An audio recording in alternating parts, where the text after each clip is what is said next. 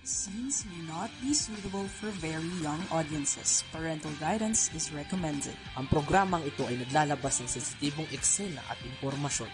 Striktong patnubay at gabay ng magulang ang kailangan.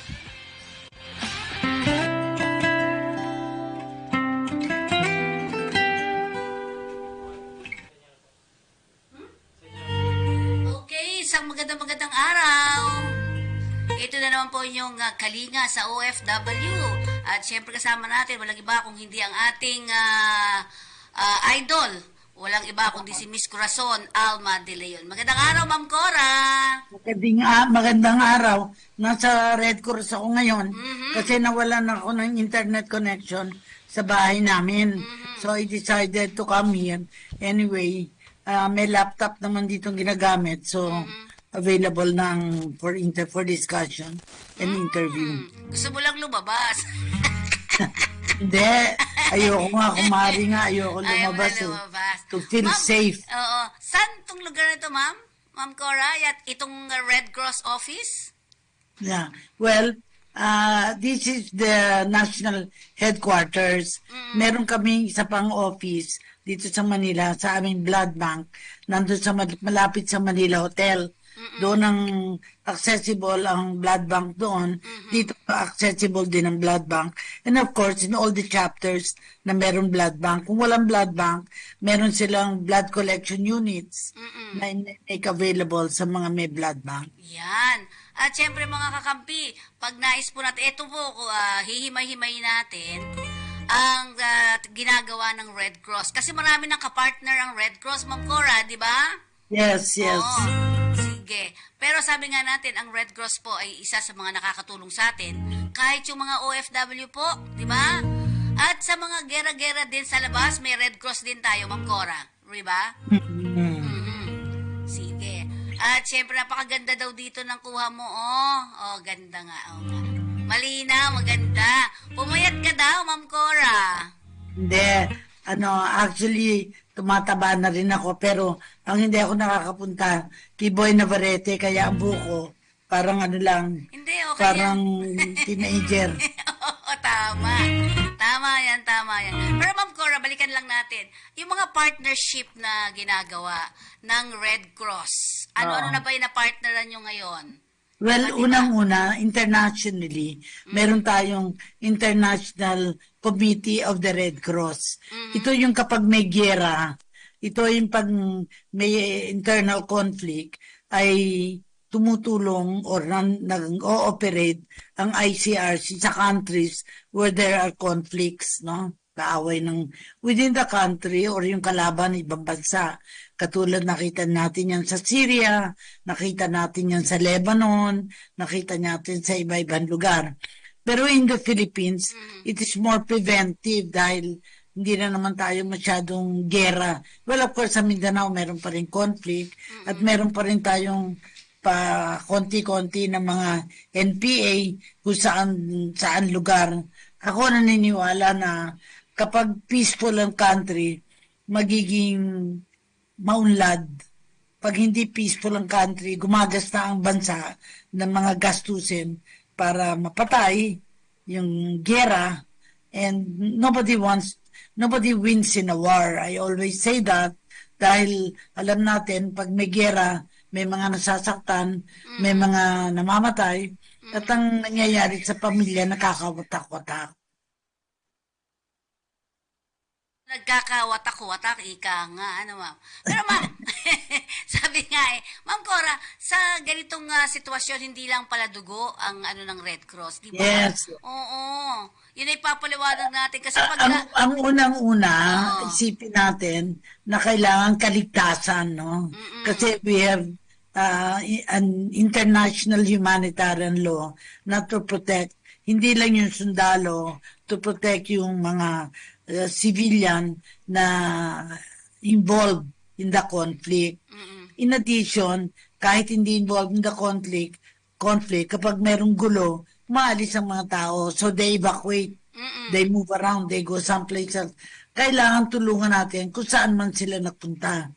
Kailangan nila pagkain. Kailangan nila, of course, peace and security wherever they are. Kaya napakahalaga na ang komunidad peaceful. Dilis na para sa akin, mahalaga yung kapayapaan. Pero hindi naman basta-basta makita ang kapayapaan. Kailangan pagtrabahuhan din. Kailangan tiyakin. Kailangan dyan yung ating security, yung ating peace officers. Kailangan nasa lugar na yun para wala yung pinagsasamantalang pinapatay o kinikidnap. Misi nga sa mga pogo na ganyan, naging issue. Diba sinabi ni Presidente sa zona niya na aalisin niya yung mga pogo. Pero nung dumating naman ang mga pogo, hindi naman ganoon ang usapan na magiging sagabal sila sa kaunlaran. Makakatulong nga sila sa kaunlaran. Nagpapatayo ng mga buildings, nakikreate ng jobs, etc. Pero kapag hindi na tama ang ginagawa, ay kailangan alisin. So, ang binabanggit dito, Ma'am Cora, yung international, balikan muna natin yung trabaho ng Red Cross sa international. May nakikita tayo, yung iba, parang talaga nakalagay, cross talaga, yung Red Cross talaga, di ba? Bakit daw yung iba, sabi, wala naman doon, Red Crescent yung nakalagay. Oo, yung Red Crescent kasi, ay nilagay yon sapagkat yung ang Israel, ay hindi naman cross, hindi naman kaya gumawa sila ng pagkakataon na ay nagawin nila hindi red, kasi dalawa lang Red Crescent at saka Red Cross. Tapos yung isa, Red Crystal. Red Crystal. Yung Red Crystal, tinulungan ako ni Dina na nangyari yon sa Geneva, inaprubahan na ang mga bansa na hindi gumagamit ng Red Cross at saka Red Crescent ay pwede ang Red Crystal. Red Crystal. Ano ba ibig sabihin nito, ma'am? Red Crystal. Well, bago to. Bago yun para gamitin ng Israel because they're neither Red Crescent nor they are Red Cross. Pero ang iba kasi, kaya inalis natin sa Pilipinas yung paggamit ng pulang Red Cross kasi hindi naman basta-basta kahit na sino makakagamit nun. Di ba? Merong mga gwardya. Ngayon, hindi na sila pula. Ang mga blue, mga puti, yan ang yan ang napalit. So, Wala na silang karapatan gumamit ng Red Cross pag hindi, kumbaga, in place of war, kung merong ang pwede lang makagamit sa military, yung nag-ooperate in case of war. Ayun. So, yun yung mga umiikot ngayon dito sa iba't ibang lugar na merong sigalot, katulad ng Israel, diba? Yung mga ganong klase. Okay. So hindi, tatanda po natin, hindi lang po dugo. Kasi sometimes, ini-introduce ko yung Red Cross. Sabi nila, saan ba makakakuha ng dugo? Sabi ko, hindi lang naman sa dugo siya. Yun, pinapaalala natin. Ang dugo, sa mga chapters na meron silang blood bank, pwede doon. Kung wala naman silang blood bank, ay nagko-kolekta silang dugo, binibigay nila sa lugar na may blood bank. For instance, nakita ko na nung magkaroon ng pandemya, ay nabawasan ng dugo dahil ang mga tao hindi lumalabas. Pero kinailangan lalo ngayon sa leptospirosis ay kailangan ng dugo. Kaya si Chairman Gordon ay saw it fit na magpadala ng volunteers sa National Kidney and Transplant kasi nagtayo sila ng sariling lugar para sa may sakit ng leptospirosis kasi dumami ang nagkaroon ng sakit nun. So pag titignan mo, nagre-respond ang Red Cross sa mga issues na maaaring lumalabas na wala namang kakayahan ang gobyerno para tugunan lahat ng pangangailangan. Iyon. So, ibig sabihin lang nito ay, ma'am, yung mga services nito ay libre. Lalo na sa mga sa dugo, may binabayaran na processing fee. Hindi libre yon. Pero moderate lang ang gastos. Tapos, hindi rin libre yung training sa first aid. Kasi pag nag-training sila, gusto nga natin sa bawat bahay, may first aider in every home. Lalo na sa mga mahirap. Kailangan meron trained kung baga magkasakit, baga atake sa puso, alam kung anong gagawin. Hindi karakarakang madadala sa ospital, pero alam mo, nagawa ito ng Red Cross nung COVID. Kasi nagtayo ng mga laboratory na parang matulungan ang marami. At pinakamarami kami na test na for COVID purposes. At nagbigay din ng tulong ng gamot para sa mga tinamaan ng sakit. Or kahit hindi tinamaan, ay preventive. Katulad kami, mga board members, ay inaniksyonan kami para huwag magkasakit o huwag tamaan ng sakit. Yun, oo. So, bukod doon, pang OFW, Ma'am Cora, siyempre OFW, ano naman ang mga pwedeng partisipasyon nitong mga OFW? Ang unang-una, kapag sa tawag namin doon, Restoring Family Links, gusto lang makontak ang kapamilya nila, palagay na mga pamilya dito sa Pilipinas, gustong makita yung mga nakaroon ng giyera sa Lebanon. Natatandaan ko, si Chairman Gordon ay kumontak sa Lebanon para alamin kung may mga Pilipino na nandoon na maaaring nasaktan o maaaring nakaproblema na kung pwedeng makauwi yung taga Lebanon. Kung hindi naman uuwi mga taga Lebanon, gusto ni Chairman Gordon na yung International Red Cross doon sa Lebanon ay tulungan yung mga Pilipino na maaaring tamaan sa giyera. So, nakakatulungan. As far as kahapon po, ay nagbigay naman ng ang embahada doon na at saka dito sa Pilipinas ang nanawagan na kung pwede umuwi yung mga kasi nasa alert level 3 na tayo, Ma'am Cora. Paano natin ngayon ma-maximize ang Red Cross? Yun ang international. Pero remember locally, nagte-threaten puputok ang Taal Volcano. So may kahandaan din ng Red Cross na tulungan either for ready-to-eat food, water, at saka yung access to services. Meron tayong welfare assistance. Pero kung sakalit sa isang lugar, ay pwede din tayong tinatawag nating restoring family links. Ibig sabihin, yung nasa abroad na may problema sila, gusto lang makontak nilang kapamilya dito, ay ang Red Cross ay tumutulong din. Nakikita ko na maaaring hindi masyadong nabibigyan pansin ito dahil akala madali lang yon, pero hindi madali kasi yung pag-contact mo sa mga Pilipino, hindi mo alam kung nasaan sila, ay you have to use the facilities of the International Red Cross and Red Crescent na miyembro sa bansa na yon.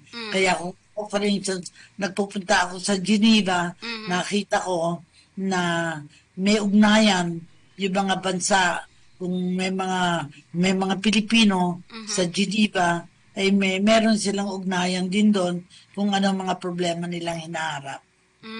Ayun. So, ibig sabihin, pwede palang mahanap through Red Cross ang kanilang mga mahal sa buhay sa ibang bansa. Tulad ng Lebanon kinalalagyan. Ang tawag namin doon, Restoring Family Links. Yun, Restoring Family Links. Family Links dahil kailangan malaman safe ba yung mga taong nasa abroad na yon. Kasi hinahanap ng kamag-anak nilang nasa Pilipinas o yung mga nasa abroad, pinagtatanong, hinahanap nila yung mga kamag-anak nila. Halimbawa, merong explosion sa Taal. Kung merong mga nasa abroad ng taga-Taal, gusto lang malaman, may nangyari ba sa kanilang kapamilya, kapuso, yung mga ganon. Kailangan malaman nila. Pero paano yun, ma'am? Paano nga yun sila makakapasok doon? May mga proseso pang gagawin? Well, kaya nga gagamitin nila yung pagkakataon, International Committee of the Red Cross, International Federation of the Red Cross, may organization na ganon. In the Philippines, we are a member, of course, of the International Federation of Red Cross, Red Cross and Red Crescent. Kaya we are connected kung merong mga Singapore, ano ba tayo ito, Thailand, etc. May ugnayan dito. Ito nga merong nakalagay dito ng advisory, urgent, Yes. immediate evacuation notice of Filipino citizens in Lebanon. So the Philippine Embassy in Lebanon strongly urges all Filipino citizens to leave Lebanon immediately while the airport remains operational. We advise all Filipino nationals to prioritize their safety and depart the country as soon as possible. If you are unable to leave Lebanon, we strongly recommend that you evacuate to safer areas outside of Beirut, South Lebanon, and the And the Becca Valley. Bekan Valley. Oh. Yan. Ito yung mga panawagan na inilalabas din ng ating bansa, no? Para maunawaan. Pero remember, ang Red Cross is auxiliary to government. Hindi gobyerno ang Red Cross. Kaya auxiliary lang tayo, tumutulong tayo sa pamahalaan in any country. Ang Red Cross ay auxiliary to government. So, ibig sabihin, pwedeng makipag-coordinate din si Yes. Red Cross sa ating pamahalaan, di ba? Well, yung advisory na yan, pwedeng i-re-echo din yan dahil advisory na yun ng Pilipinas. Tama po ba ako, Ma'am Cora? Yes, tama ka. Pero at the same time, hindi mo maalam kung saan doon ang mga Pilipino. Kailangan makipag-unayan kung meron tayong embassy, kung meron tayong consular office doon, alamin. Kasi kung ako ay overseas Filipino, iisipin ko kaagad saan ang pinaka malapit na embassy ng ang Philippine Embassy para alam nila kung saan hihingi ng tulong. Yun. Mahalaga yun. So, pero Ma'am Cora, babalikan lang natin na yung Restoring Family Link. Paano ba makaka-access ang ating mga OFW o yung bound for other countries? Paano Well, po ganun ba? din. Kumbaga, nasa ibang lugar, nasa Italy, merong Red Cross Doon. sa Italy. Pupunta sila dun sa Red Cross doon at sasabihin, gusto lang makontak yung kalang kapamilya sa Pilipinas. Kukontak naman yung Italian Red Cross sa Philippine Red Pilipinas, Cross oo. para makonek at aalamin kung nasaan yung hinahanap nila. Sometimes kasi, yung mga taong hinahanap ay ayaw magpahanap. Totoo Ayaw yan. magpakita dahil maaaring gusto nila magtago, maaaring ayaw na. And naunawaan natin kaya hindi naman madali. Hindi namang madali na gawin yon. Pero gusto ko lang maramdaman ng mga tao na pag sa isang bansa ay may Red Cross, malaki ang tulong ng Red Cross kahit sa anong bansa para pera na lang kung may giyera, siyempre hindi madali pag may giyera, no? Dahil Oo. nakakagulo. Pero naniniwala ako na kahit may giyera, magkakatulungan dahil ayaw mo, katulad ng panawagan na umalis sa Lebanon, kung may problema sa Lebanon, umalis na sa Lebanon. Yan, oo. Sa yun. Pero ma'am, di ba itong, halimbawa, gusto natin talagang maging nagpapamiyembro ba ang Red Cross? Yes. Actually, meron kaming iba-ibang klaseng membership and maybe we can take that up. Pero for a minimum of 150 pesos, 300 pesos, 500 pesos, 1,100 and 200 pesos. May kanika ng level ng membership. Pero lahat ito ay may kasamang insurance, protection yon. Kaya mahalaga na sa mga nanonood, nakikinig sa atin, lalo na yung OFW na umuwi dito, ay magmiyembro ang mga pamilya nila.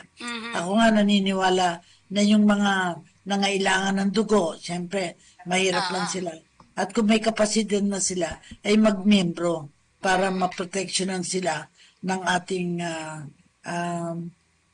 insurance company para mas safe sila, ang tawag ko doon, safe at any level in the community. Yun.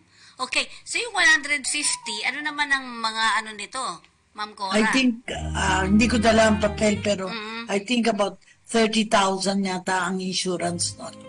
Parang ganon.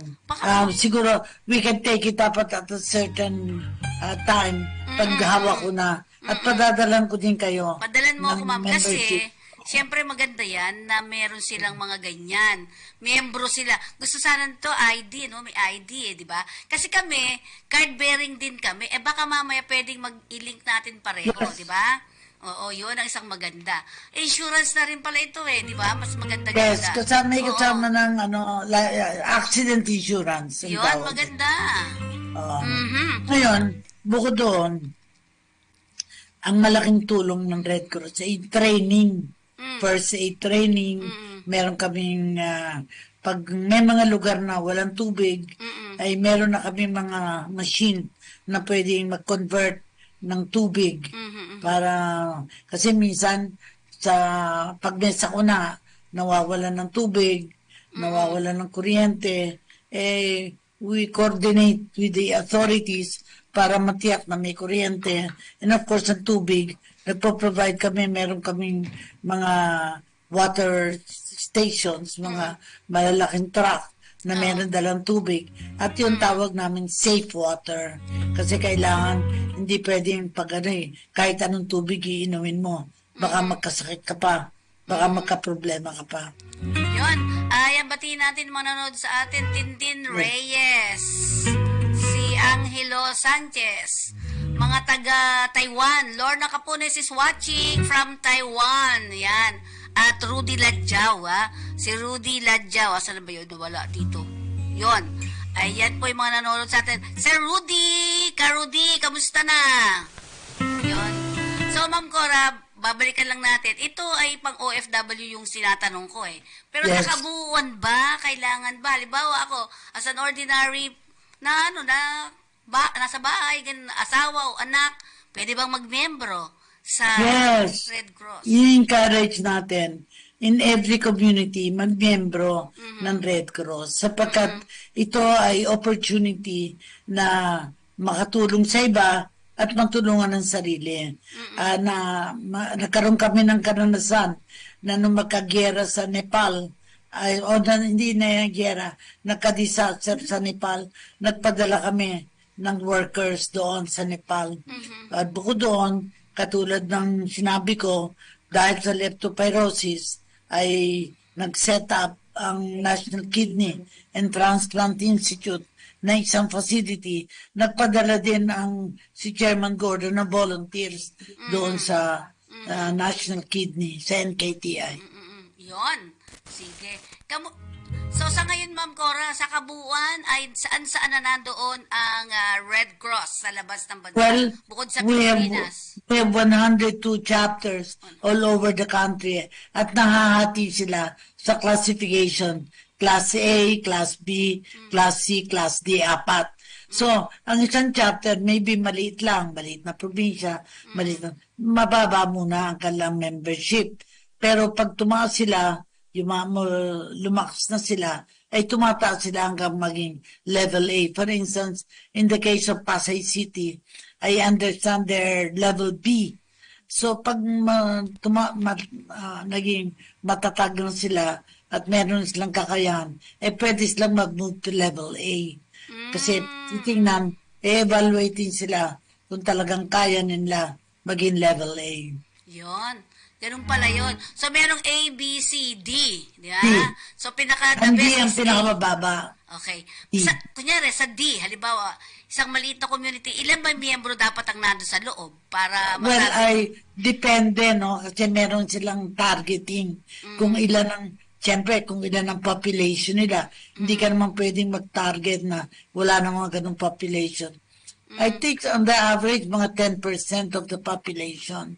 Pero sa dugo, at least 1% of the population kung we are providing blood to make sure na yung mga ngailangan ng dugo ay may access sa dugo. Napaka-importante yun kasi pag hindi makakuha ng dugo sa isang lugar ay nililipad o dinadala doon ng dugo para magamit Yun. sa mga lugar na walang dugo, na walang accessible na dugo.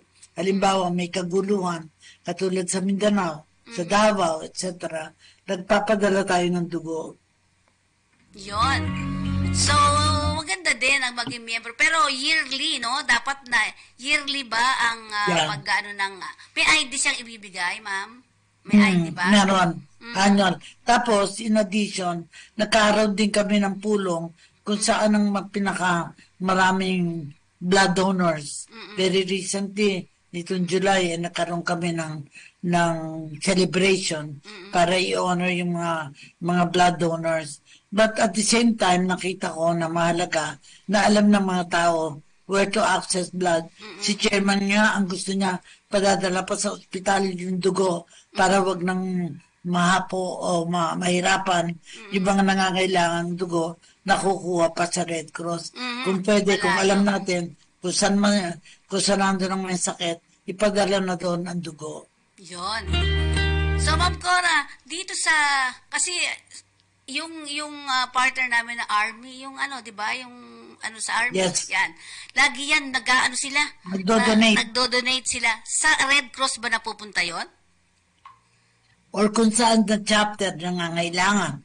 For instance, saan ba ginawa yung bloodletting? Kung Quezon City, katulad ng isang broadcaster, nakakaroon siya ng bloodletting pag birthday niya, pinapakitang saang ospital pwedeng dalhin yung mga dugo na yon para magamit. Kung saan mas malapit. Yes. Yun, very good. Si Mel, I'm referring to Mel Chanco. Oo. Kung may birthday yan, kung may birthday ay nagba-bloodletting yan. Tama.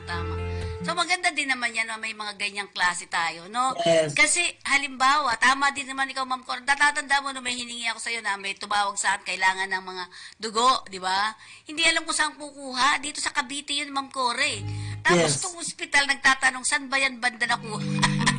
Yung mga Correct. ganun. Dapat pala sa mga Pero- hospital, ilapit na. Pero sa mga nanonood, nakikinig sa atin, kung hindi ho kayo makapag-donate ng pera, mag-donate ho kayo ng dugo, at yun ay parang pera na rin na nakakatulong.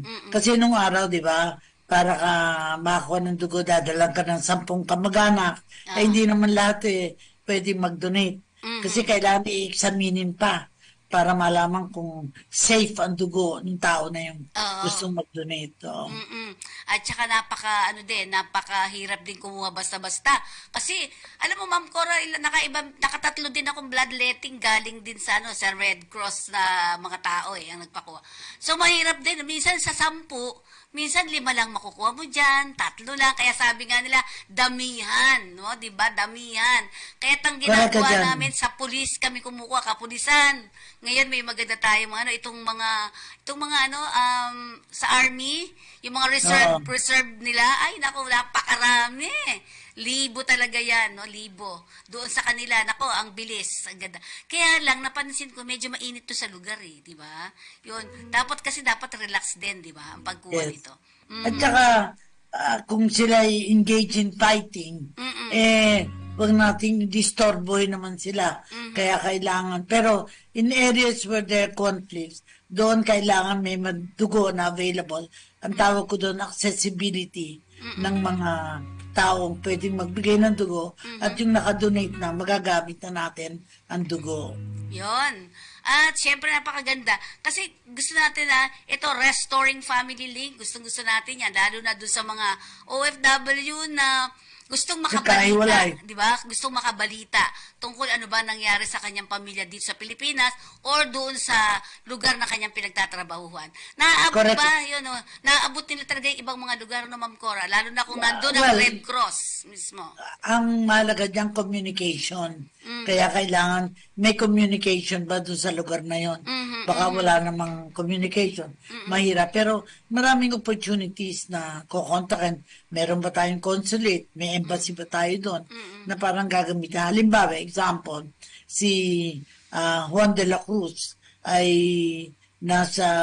palagay natin, nasa Italia. Tapos, nawalan siya ng trabaho. Tapos, hindi na siya nakatira doon sa bahay niya. Ang mangyayari ngayon, hahanapin siya ng ating embahada kung nasaan niya mananawagan. Nasaan tong tao na to para malaman ng kapamilya niya sa Pilipinas kung nasaan siya. So, ang hinahanap mo, nasa Italia na Pilipino. The other side naman, yung may mga kabaganakan na nasa Italy na hinahanap nila yung kabaganak nila sa Pilipinas, pwedeng gamitin din ng Philippine Red Cross para malaman nila Saan? doon pa ba nakatira yung kanilang kabaganak kasi hindi na sumasagot sa sulat. May mga ganong pangyayari. Marami kaming ganyang kaso, Ma'am Cora. Yung mga Marami namang ayaw. Yan. Ayaw ipalam kung nasan sila. Andiyan na si Fatima. Okay, Ma'am Fatima, magandang araw. Iganyan mo cellphone mo, ihiga mo para malaki ka. Yan. Yan, nako. Nasaan ka ba Yes, ngayon? ma'am. Yes, Ma'am Fatima, nasaan ka ngayon? Dito lang sa tabi-tabi. Saan lugar? Saan lugar? Ma'am, Surigao City. sa Surigao. Surigao. Kamusta dyan sa Surigao? Yes. Maganda dyan, kamusta dyan sa Surigao? Okay lang naman, ma'am. Mhm. Okay lang. Opo. Kamusta ang TESDA dyan sa lugar ninyo? Medyo okay naman dito yung agriculture natin na test training. Mhm. So, Ma'am Cora, si Ma'am Fatima, Yeah. Malapit TESDA ka ba siya sa eh. Siargao? Kasi maraming turista Opo. na pupunta sa Siargao. Isang tawid lang. Wow. 2 hours lang. Hanggang kailan ka Sampo. dyan? Nagbabakasyon ka ba lang o umuwi ka na for good? Ma'am. Hindi for good. Kaya doon yung bahay ko sa Taguig. Ano lang, Manila, Surigao, Manila, Surigao. Okay.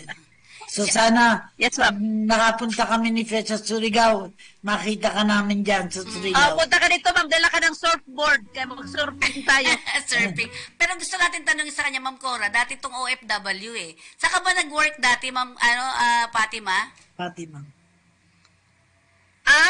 Dating OFW ako ng Saudi. Saudi Arabia. Ilan taon? Opo. Ilan taon ka sa Saudi? 2 years. 2 Hindi years. ka na Contract. bumalik. Hindi ka na And then, bumalik. Hindi Ayaw na. mo na. Kay, yung edad dati na, 50 plus na, hindi na tayo tanggapin. Kahit gustuhin man natin, hindi na tayo pwede. Sige. Pidos na lang tayo, ma'am. So, si Ma'am Cora, si Ma'am Fatima ay nasa pre-departure orientation seminar. Siya ay accredited Yes. ng OWA. Yan. Nag-orient. Oo. Nag-orient siya, nagbibigay ng orientation. So nga, magandang pinag-usapan namin, Ma'am Fatima, ay tungkol sa Red Cross. Kasi parang inisip natin, siguro dapat ang mga OFW na lumalabas sa bansa, ay miyembro din ng Red Cross. At saka yung kapamilya nila, para protektado yung kapamilya nila, kung sila nasa abroad, ay ang tawag ko doon para nakasandal sa pader kasi may tutulong na organisasyon sa kanilang kapamilya. Mhm. So, ano masabi mo? Ma'am? Maganda yan, ma'am. Maganda. Yes. Maganda. Sige. Okay. So, Ma'am Pat, Sa Surigao, meron naman kaming diyan, may Red Cross chapter kami dyan. Opo, may Red Cross dito. May Red Cross, ma'am. so, yung chapter nila, anong category siya, Ma'am? ABC. Well, hindi ko alam. Okay. I will have to check sa records. Kung ano. Okay. Pero malalaman niya ni Fatima pag siya nagpunta dun sa chapter at tanungin, ano kayo? Anong ang level kayo? Yun, Level A ba kayo? Pero I doubt kung level A yan. Mga level C or B yan siguro. Hindi naman siguro level B. Okay. Surigao. So, sa ngayon kasi Ma'am Fatima, kamusta ang Saudi Arabia ngayon? Diretso pa rin ang pagpapalabas ng mga OFW? Paano nga ba? Oo. Okay ngayon ang Saudi, ma'am. Kasi yung Kuwait, hindi pa naman masyado Ang Saudi ngayon ang medyo malakas. Malakas ang Saudi ngayon. Pero ano masasabi mo sa mga lumalabas na OFW natin? Ayun, dapat kailangan skilled, sila, well-trained na mga domestic worker. Kaya mahirap na ba? Kailangan na-train yan sila ng tama. Hindi yung pabara-bara lang na pupunta ng Saudi. Kailangan Kasi skills. malalaman Yeah. naman kapag ang klase ng trabaho kailangan may kaalaman. Tapos pagpunta doon, mag-a-apply siya. Ganun ng trabaho, tapos wala pa lang alam. Pero paano ba yung procedure? Para makapag-apply ako, anong procedure, Miss Fatima? Kung mag-apply ang isang tao, dapat talaga muna mayroon siyang proper document. Mayroon siyang PSA birth certificate na walang mali-mali sa entry ng data. Mhm. Mayroon siyang batch ID, kahit man lang national ID or voter's ID or kahit certificate, okay lang yun basta walang discrepancies. Pag mayroon na yan, ipa-pre-medical na natin yan kung walang sakit ng HEPA, B, at saka walang tuberculosis, TB. Oo, yan. Pag napumasa siya, Napaka-important yan. yes, pag pumasa siya sa pre-medical, kailangan yung edad niya 24 years old, minimum 24, hindi pwede bababa, kaya may human trafficking dyan, dapat 24. Mhm. Tapos, doon mag-apply sa mga legitimate na mga Philippine Recruitment Agency with POE license na mga agency. Mhm. Opo. O, pag naka-apply na siya sa mga Philippine Recruitment Agency, then pag may passport na siya, then he will undergo the training muna ng TISDA, training ng domestic works para maiwasan yung mga maltreatment. Mhm. So, Hindi, pero pag... Proper training. Okay, ganito. Going back to pag-apply ng trabaho. Anong dadaan yan? Bukod sa training sa TESDA, ano pa yung susunod? And then after training, dadaan na sila ng so assuming may passport na sila, then they will undergo the training, then they will undergo the Payos. medical. Medical. Pero, Ang PEOS, PEOS na kagad sila. PEOS Bago Pre-Employment umalis. Orientation Seminar, PEOS. Oo. Then PIDOS. So, itong Payos ay, ano ba ibig sabihin itong Payos, Miss Fatima? Pre-Employment Orientation Seminar para sa mga prospect OFWs. So, tapos nun, pidos na. Yes. Kung na-process na lahat ang mga papers, right? Opo, kung na-process na yung mga assuming na-process na nila, then mayroon ng mga kontrata, mayroon ng ticket, then they will go pre-departure orientation seminar na PIDOS. Ma'am Cora, may mga tanong ka ba kay Fatima bago ko itanong tong tinatanong Well, ito? siguro tanongin natin ang experience mismo ni Fatima. Kailan ka nag-decide gusto magtrabaho sa Saudi? Bakit inabot ka lang ng 2 taon? Bumalik ka na. Ano yung nangyari sa'yo? Ikwento mo yung journey mo sa Saudi Arabia. Saudi Arabia. After my graduation way back 1987 at the Mindanao State University, I'm using the domestic works visa kasi wala naman talagang visa ng mga private tutor. Yes. Even private nurse, you will use domestic works na visa. So, I work there as parang sabay na rin, so tumutulong ka na rin sa bahay at the same time nagtuturo ng mga bata. Then after 2 years, Tutor. Parang tutor, Opo. Pero, Opo, sa totoo lang, hindi naman lahat ng mga teachers nagiging tutor. Pagdating doon, baka mag-asawa lang, so therefore, wala kang tuturuan. Mangyayari, nagiging domestic, di ba? Nagiging domestic. Domestic talaga yan. Simultaneous kasi kung wala kang tuturuan, tutulong ka sa trabaho ng bahay. Ganun lang. Pero, swerte kapag mabait, kung mabait ang pinagtatrabahuhan. Yung iba naman na hindi mabait, masyadong gusto nila trabaho ng trabaho, nakalimutan may mga pangangailangan din. Opo. Ang domestic, sorry. Ang domestic. Oo. Pero naging maganda ba ang karanasan mo dun sa Sa akin 2 taon? maganda naman, ma'am, kasi may sarili naman talaga silang domestic worker. Ayan. Ang dami nanonood sa atin. Ito, from Kuwait, na maraming grupo sa Kuwait. Si Predimer Ray Dizzy Marzo. Si Beng Centeno naman. Si Elena Peliasco. Hi, Ma'am Pat. Sabi niya. Yan. Si Elena yun. Yan. At syempre, yung iba pa natin nanonood. Jun Anzures is also watching from City Hall ng Manila. Yan. Mga taga Maynila, yan, nanonood sa atin. So, balikan lang natin. So, bakit, so, kabuuan ng iyong trabaho ay okay naman, Ma'am Pat? Okay naman, kasi kailangan talaga sa isang OFW din, marunong talaga tayo makikisama sa ating employer. Yung ating attitude, ayusin natin. Hindi pwede mapairal dito yung ugali mo. So, dapat marunong tayo talaga mag-adjust. Makisama. Yes, yung iba hindi man marunong mag-adjust, kaya nag-aaway, tuloy sinasaktan, tuloy pinapauwi, mga ganyan. So we have to lower our pride. Walang fried. Pag OFW ka, yung fried kami yung fried chicken, kainin mo. Kasi yung fried na hindi mo kainin, yun ang delikado na fried. Yeah. So, wag masyadong matanong. Kumbaga parang kailangan magtrabaho lang na magtrabaho, no?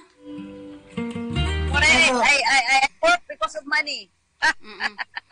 Pero kaya ka bumalik after 2 years, feeling mo, may future ka naman sa Pilipinas. Ganun Dahil Finish contract na kasi marunong ako. So after that, umuwi na ako. I have my profession. Mangangapita lang tayo. So I work with the embassy. I work with the embassy of Iran in Makati for 12 years after my Saudi. I used to work with the diplomatic corps, with the ambassador. Mhm. Ayan, Ma'am So, Cora. 12 Yung may tinatanong ka, di ba, paano ba ang anuhan ng embahada at saka ng Pilipinas? Paano ba? Paano nagkakaroon ng connection yon? So dapat may mga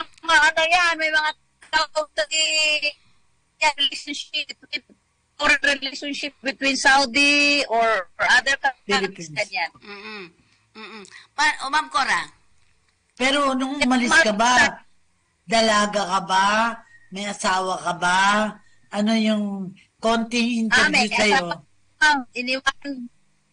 May asawa May ka na? asawa ako, ma'am. May anak akong naiwan 4 months at that time, 4 months old. So, iniwan mo sila. Sino nag-alaga sa kanila nung wala ka? Mother-in-law ko. Di mabuti Mother-in-law ko, ma'am.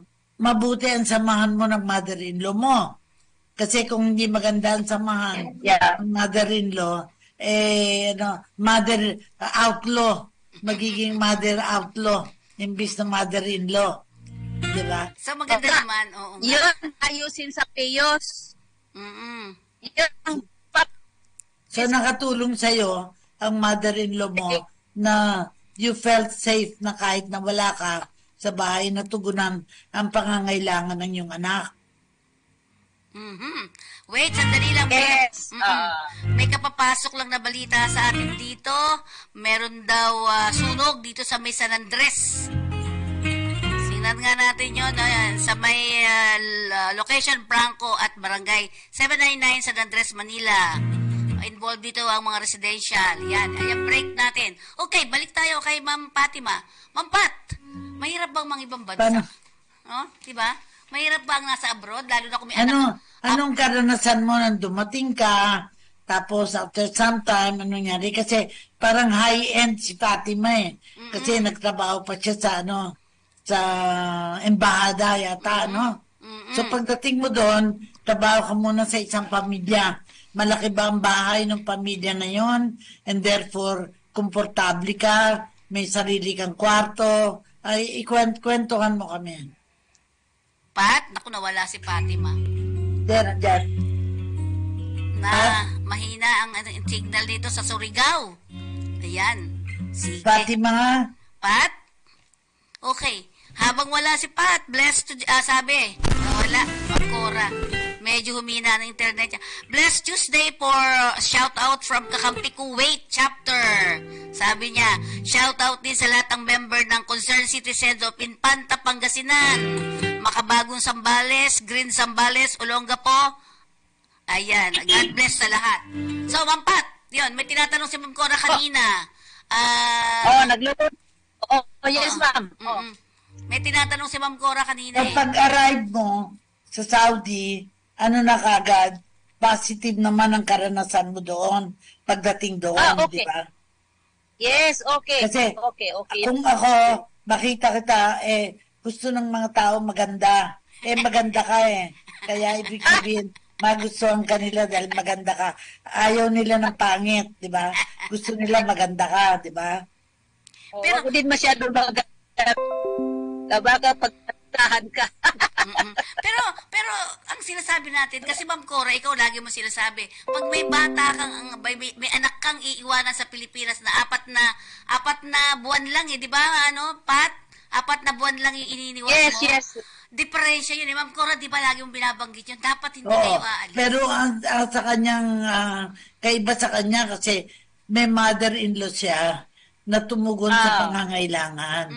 So therefore, parang hindi siya umalis at payag naman yung kanyang husband. Dahil mother-in-law ang nag-alaga eh. So, mother yun ng kanyang husband. So, kaiba ang relasyon. Parang positibo ang relasyon niya sa kanyang mother-in-law.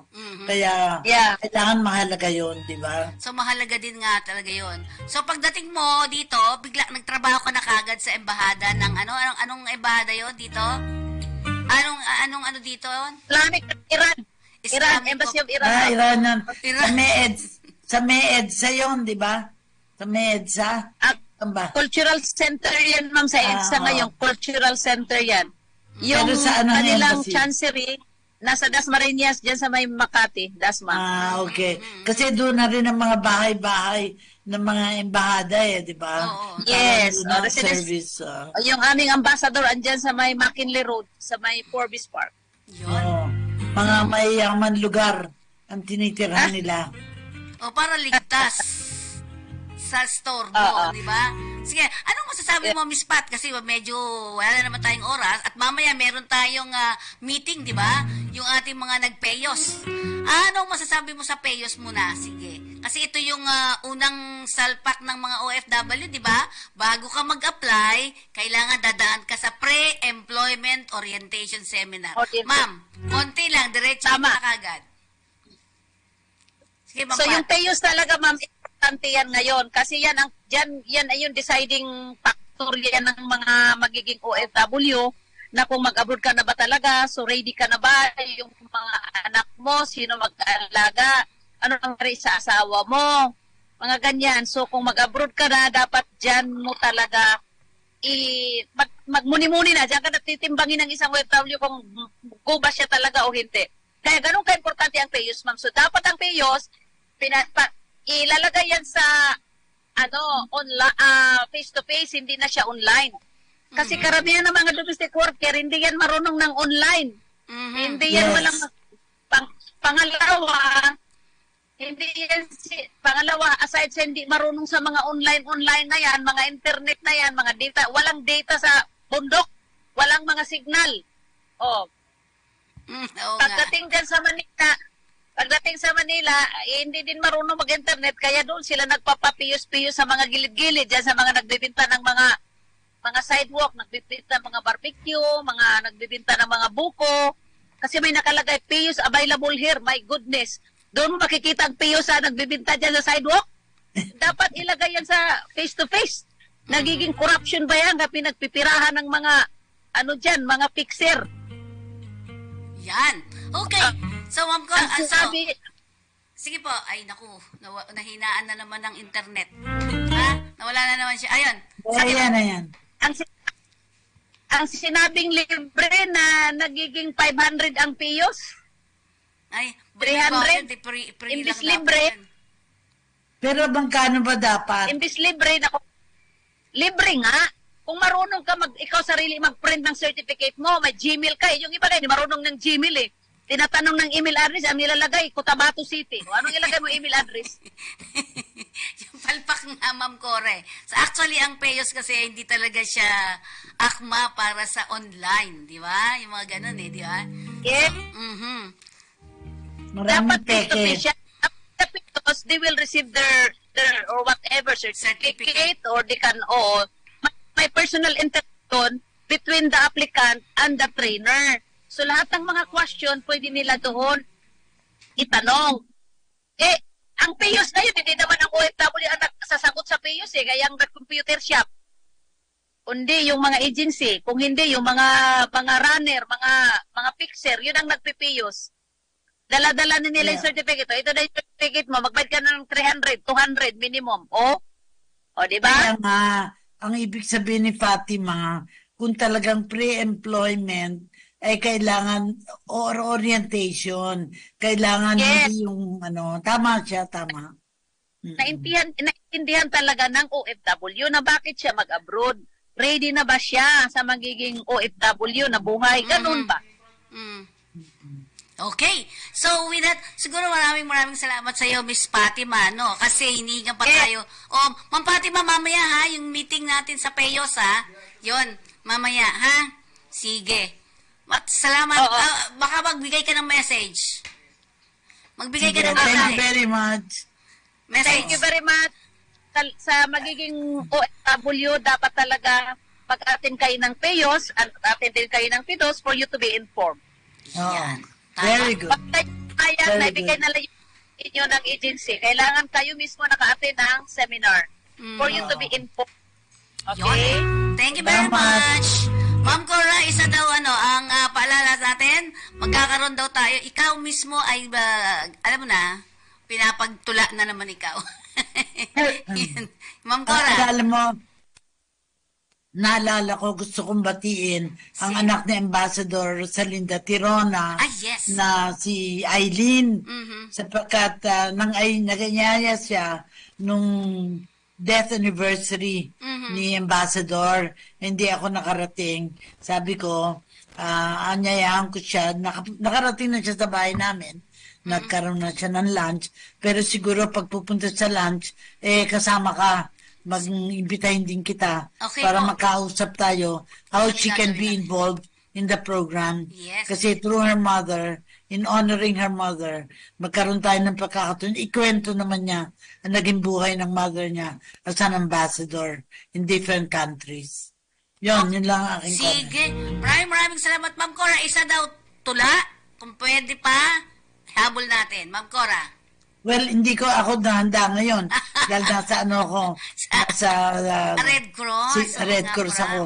Pero ang palagi kong sasabihin ay ganito, magagawa natin ang lahat ng bagay kundi tayo nag-iisa.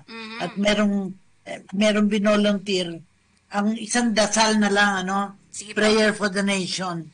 Lord, let me be the change I want to see, to do with strength and wisdom all that needs to be done, and become the hope that I can be. Set me free from my fears and hesitations. Grant me the courage and humility. Fill me with spirit to face the challenge and start the change I long to see. Even if I'm not the light, I can be the spark in faith, service, and communion. Let us start the change we want to see. The change that begins in me. Tamang-tama kay Fatima na sabi na niya, kailangan magbago yung mga nag-abroad kung anong mambansa pupuntahan nila. Kailangan alam nila kung anong haharapin nila. Maraming salamat, Fatima. Maraming salamat, Faith. Thank you very much. So maraming pong salamat. Ito po ang inyong lingkod, Fedy Codemos. Nakatapos na naman tayo ng isang oras dito sa ating kalinga sa OFWs. Pag-usapan natin ang Red Cross sa Fatima sa mga susunod. Yan, sige. Kasi maganda rin na tayo ay miyembro ng Red Cross. Maalam po, maraming salamat, Miss Fatima and Ma'am Corazon Alma de Leon, my idol. Thank you po sa inyo lahat. Okay.